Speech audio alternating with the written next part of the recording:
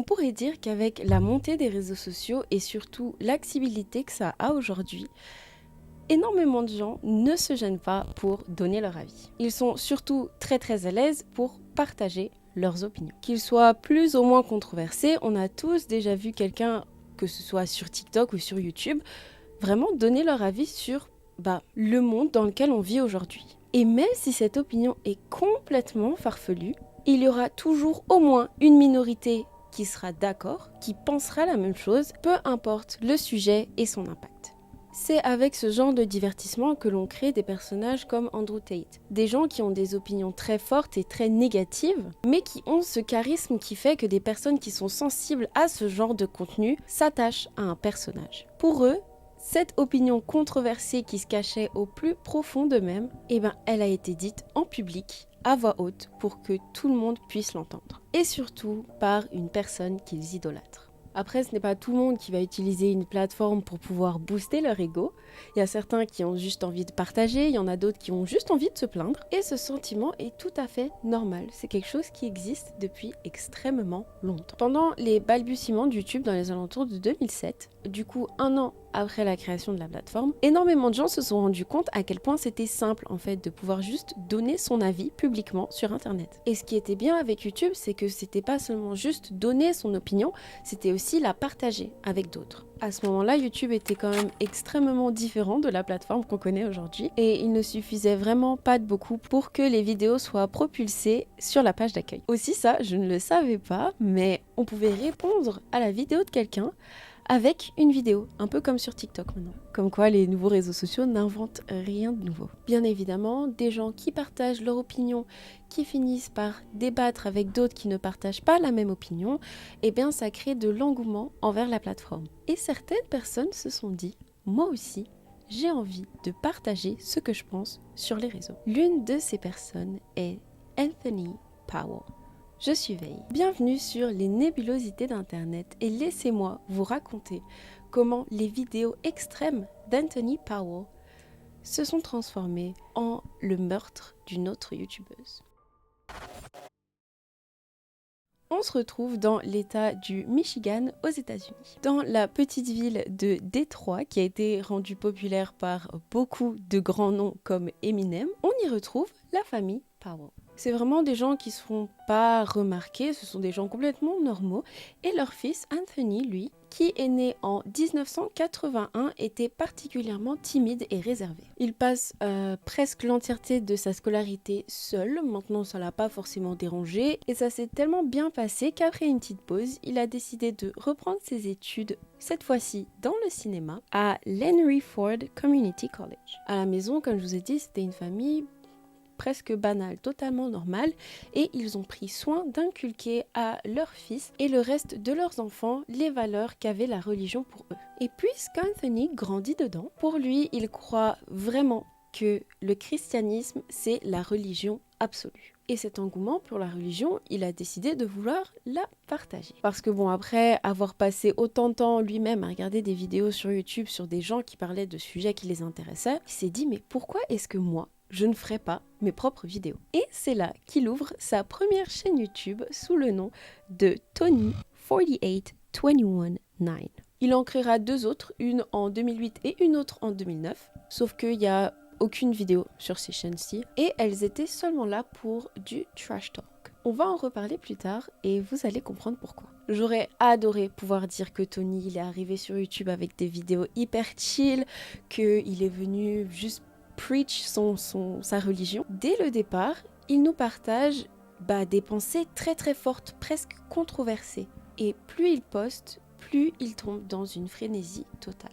Sa haine envers tous ceux qui ne croient pas à la même chose que lui grandit de jour en jour. Et en vrai, même s'il dit que les athées ou que les autres religions sont ses ennemis ou limite un produit de Satan, dans tout ça, il n'y a personne qui prend plus cher que les femmes.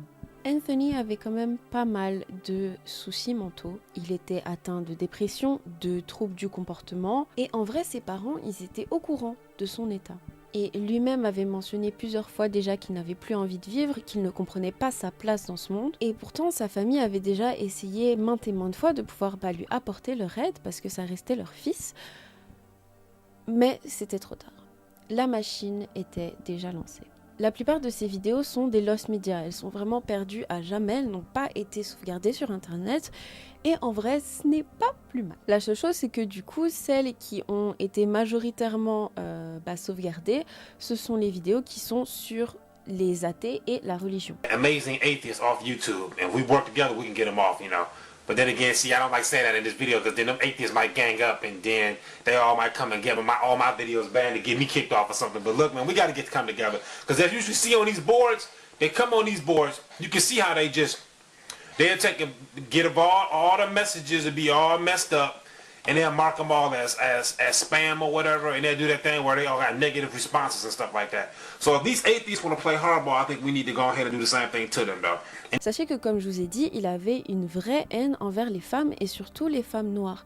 Il avait déjà exprimé dans plusieurs de ses vidéos, mais ces vidéos-là en particulier, comme je vous ai dit, n'ont pas été gardées. Ses vues sur l'avortement, elles étaient quand même très biaisées et il considérait les femmes noires de sales parce qu'elles tuaient des enfants. Maintenant, ce n'est pas seulement les femmes noires qui avortent, donc bref. Il était dans une spirale mentale. Mais enfin, je ne vais pas rentrer dans les détails sur cette chose en particulier. Je ne vais pas donner non plus mon avis sur l'avortement. Sachez juste que je suis très très contre ces idées. And most of these women, black women, ain't shit. They're not worth a shit. They ain't shit. And you can look at the type of man she choose. You know she ain't shit. You know her parents probably wasn't shit. Because they raised her to be that way. Because no real woman is going to choose a man like that. Après, YouTube n'était pas le seul endroit où Anthony partageait toutes ses opinions. Il était friand de forums et surtout des forums pour des athées. Là où il va littéralement se fight avec eux. Vraiment, c'était son passe-temps. Et c'est là où il va faire la rencontre de son némésis, Aja McGowan. Aja était une femme extrêmement intelligente, belle et ambitieuse. Elle avait fini son bac avec mention et elle voulait être actrice et danseuse. Elle était vraiment active sur internet et elle partageait son opinion sur des forums divers. Et elle était athée. Elle avait aussi une chaîne YouTube, là où elle postait vraiment de tout, du lifestyle, de la danse, du chant, ou encore juste des vidéos où elle parle devant la caméra. Sa vidéo la plus connue, c'est Aja's YouTube Haters, là où elle s'adresse directement à des gens qui viennent laisser des commentaires négatifs sur sa chaîne. Ses vues également sur le féminisme étaient quand même bien en avance sur son temps. Rappelez-vous, on était dans les alentours de 2007-2008. Et comme je vous ai dit aussi, la religion n'importait pas beaucoup pour elle.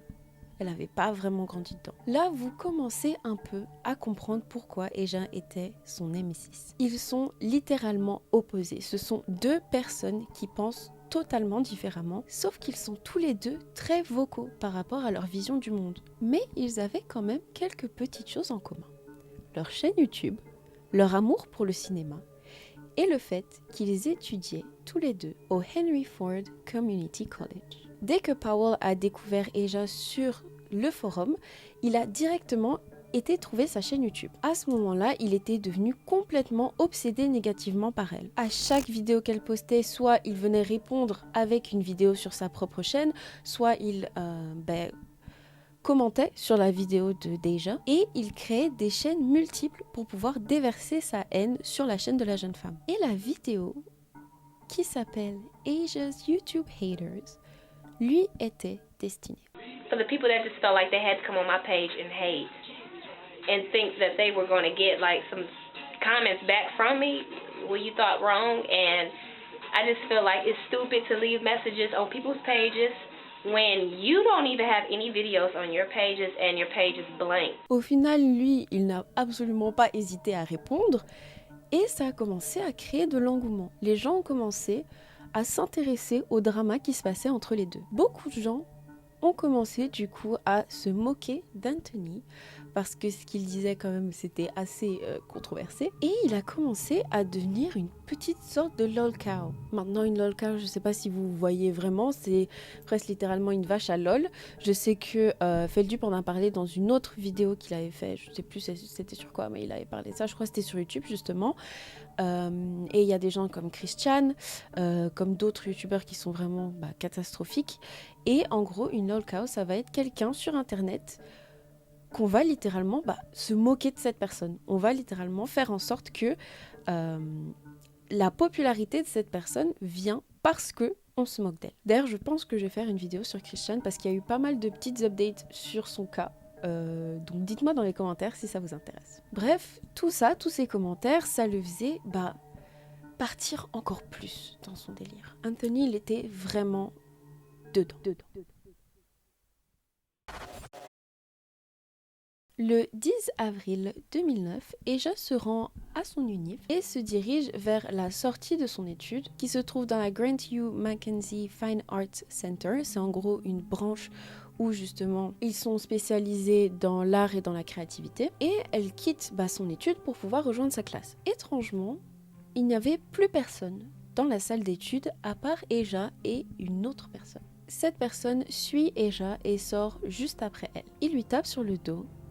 Elle se retourne et là, elle reconnaît la personne. Le visage qu'elle voit est extrêmement familier. Anthony Powell, son bourreau d'internet, se tient juste devant elle dans la vraie vie. Et là, il n'y a plus vraiment le temps de réfléchir.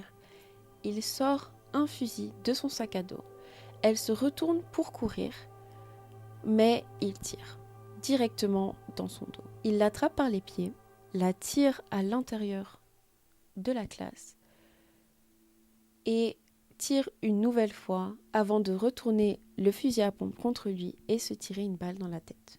La police a été appelée directement après le premier coup de feu et pour une fois elle a été très réactive. Malheureusement c'était déjà trop tard et la victime et le coupable étaient déjà tous les deux partis sans possibilité de réanimer. Les parents d'Anthony, eux, ils étaient absolument en déni en fait des vidéos qu'ils partageaient sur internet. Pour eux il ne faisait pas de crise de nerfs, pour eux il était complètement épanoui et heureux. Juste c'était quelqu'un de réservé. En tout cas, ils ont exprimé énormément de compassion pour la famille d'Asia. Je trouve que c'est assez dommage que cette affaire ne soit pas plus connue que ça. Et en réalité, on donne énormément d'attention à des gens comme Elliot Rodger, qui est un autre gars sur YouTube qui est parti dans un délire incel. Et même si avec les vidéos d'Elliot Rodger, on pouvait se rendre compte qu'il avait quelque chose qui allait pas très bien dans sa tête, eh bien avec celles d'Anthony, elles étaient tellement violentes qu'on savait, en fait on savait qu'est-ce qui allait se passer. Et en soi je comprends totalement ce désir humain de vouloir partager son avis, de pouvoir exprimer son opinion et de surtout d'avoir une voix et d'être entendu. Ça fait du bien en fait d'avoir des gens qui pensent la même chose que nous et qui valide entre guillemets ce qu'on dit. Mais à partir du moment où le discours est rodé sur la haine et que les mots même sont créés par la rage, à mes yeux, il n'est plus du tout censé avoir de valeur. Bref, n'oubliez pas que votre trace digitale existe bel et bien. Même si vous avez pensé à tout, il y aura au moins une personne qui se rappellera de vos mots, qui se rappellera de ce que vous avez posté, qui a sauvegardé au moins une chose que vous avez dit. J'espère que cette vidéo vous a plu. Faites très attention à vous. Passez une bonne journée ou soirée. La bise!